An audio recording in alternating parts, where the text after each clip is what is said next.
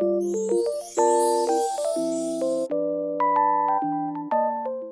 I the asshole for filing for divorce because my husband over tightens all the jar lids? His over tightening jar lids has been an issue since he was just visiting at my house when we were dating. First, it started with just things he used, and then over time it became every damn glass jar with a metal lid. He'd tighten them so much I couldn't open them without his assistance. It wasn't a huge deal if he was there, but if I was alone, it was annoying.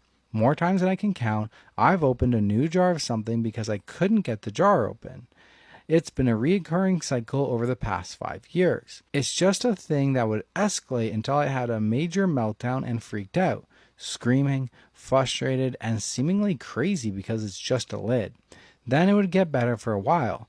Then it would slowly become an issue again, just getting worse and worse until I reached a breaking point again. Sometimes I literally feel insane for being so upset over jar lids. He initially claimed that he did it to, quote, keep food fresh. After many arguments about it and my insistence that I don't believe it keeps anything fresh, and even if it does make things last longer, I don't care if it means I can't eat my frickin' food when I want. I'll just replace things that go bad because they are closed normally. Then the excuse was that it's a habit. So about a month ago, my husband had a family emergency and had to travel out of state for 10 days. First day he's gone, I discover a jar I can't open.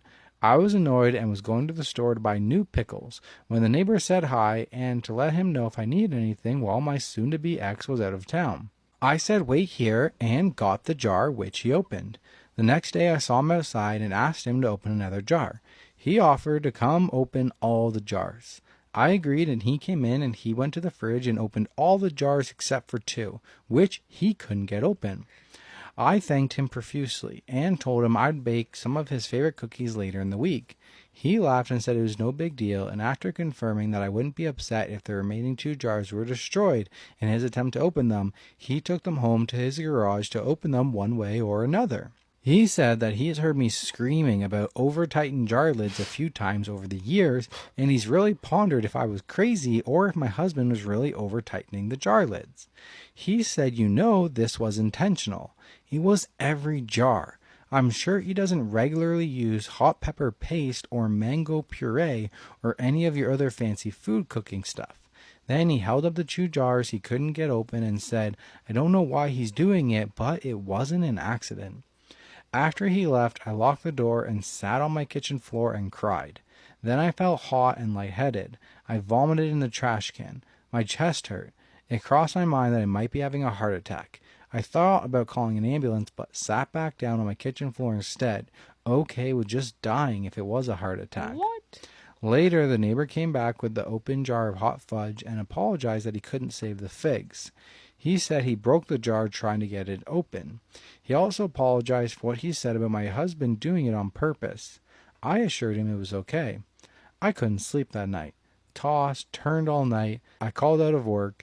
By 10 a.m., I realized that I couldn't stay married anymore and made an appointment with a lawyer for the next day. There are literally no other issues.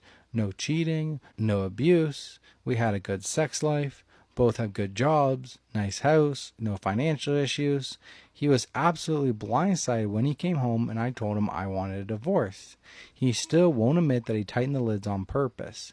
He suggested we go to marriage counseling, but I refused. There is no point. I just literally can't get past the goddamn jar lids.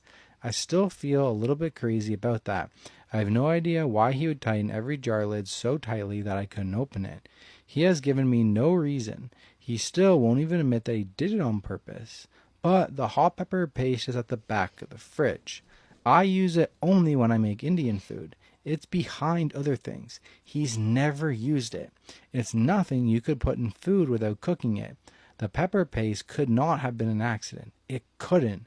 Maybe he put mango puree on his toast or in his oatmeal, but the pepper paste couldn't have been an accident. That's what my life comes down to. I'm getting a divorce because the lid to my hot pepper paste was over tight. If it had been every jar except that one, I could try. I could have a sliver of doubt. I could do something else, but I just can't get past the hot pepper paste. Most of my friends and family think I'm crazy or an asshole. What do you think? I think on the surface level, this does sound a little bit crazy without all the details. If you're like, hey, mom, I'm getting a divorce because the jars are too tight in my house, Right? it sounds a little bit crazy. But no, this is psychological warfare. All right, this one's coming from Pro Revenge. You might be able to relate to this one. Mm-hmm. Tricking my slacker coworker into sabotaging himself. I work in an office with a guy I'll call Seth. Seth is that coworker everybody knows. Lazy, always passing his work on to someone else, and somehow always getting away with it. He'll sit around on his phone or go to the bathroom every 10 minutes. He's the kind of guy who will show up late, make some lame excuse about traffic, and then disappear for lunch for 2 hours. For the past 6 months, Seth's favorite target has been me. He'll send me emails asking if I can, quote, help out with a project. But what he really means is, quote, do all the work while I take the credit. I complained to my boss a couple of times, but somehow Seth always manages to weasel his way out of trouble. The final straw came when he passed off a major report that was due to a client in 2 days, dumping it on me last minute. One day, I casually asked him if he was good with Excel, and he admitted he didn't know much about it. Perfect. The next time Seth tried to dump a bunch of his spreadsheets on me to organize for his next report, I agreed. But this time, I embedded a series of hidden formulas into the documents. These formulas didn't do anything important, just enough to mess with the numbers if someone didn't know how to check for hidden cells. It took me a little time, but I was careful not to make it too obvious. The kicker? Every time Seth tried to copy and paste the data into his report, it would scramble everything just enough to be completely useless. On the day the report was due, Seth slacked off like usual, assuming I had it handled as always. When the client called, furious because the report was filled with nonsense numbers, Seth panicked. He rushed to fix it, but every time he tried to fix one part of the report, something else would break. He came to me, frantic, and asked for help. I acted confused and said, oh, I don't know how that happened. Maybe it's a glitch. I gave him some vague advice and watched as he spent the entire day trying to salvage his mess. Our boss found out, and for once, Seth couldn't talk his way out of it. He got lambasted for screwing up such an important project and was put on temporary leave without pay. I guess he'll be doing his own work from now on. Damn. Can you relate? Who are you telling me I can relate to? I said Excel. Oh, the Excel. Okay. He said I was Excel. like, am I the it was like, slacker? No, it was like Excel and like hidden cells and copying and pasting. It sounded like stuff that you might do at your job. I mean, I do work in Excel literally 8 hours a day. Yeah, so I thought you could relate. My boyfriend is really angry at me because of League of Legends. Break up. It's over. It's already over. You picked the worst one, the worst game you could have said. I'm 20 female. My boyfriend is just a year older. I'll call him Seb. Seb has a girl best friend, Abby, and we have another mutual friend named Alex. Parentheses, all fake names. Seb and I started dating last year. He's a complete introvert and loves playing video games. I'm really, really bad at playing games, but I wanted to learn really bad so I could spend time with him.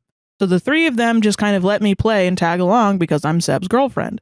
We started playing this game called League of Legends. I'm really, really bad at this game, and because Seb plays in a different section, he can't really help me. So I started playing a character that just attaches onto another player to shield. So I was playing with Alex basically the entire game.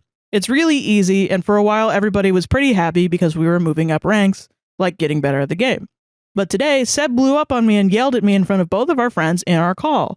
Alex and I played together the entire game and away from the rest of the team, and I used my own money so me and Alex could match skins. Skins are basically just cosmetic accessories for your character. I should have known better, but Seb got super angry at me and told me to refund it. I don't know what I should do.